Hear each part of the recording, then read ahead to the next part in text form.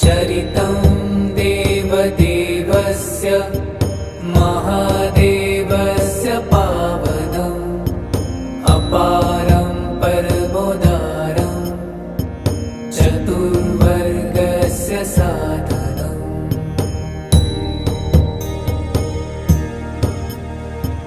गौरीविनायकोपेतं पञ्चवक्त्रं त्रिनेत्रकम् शिवं ध्यात्वा दशभुजं शिवरक्षां पठेत्।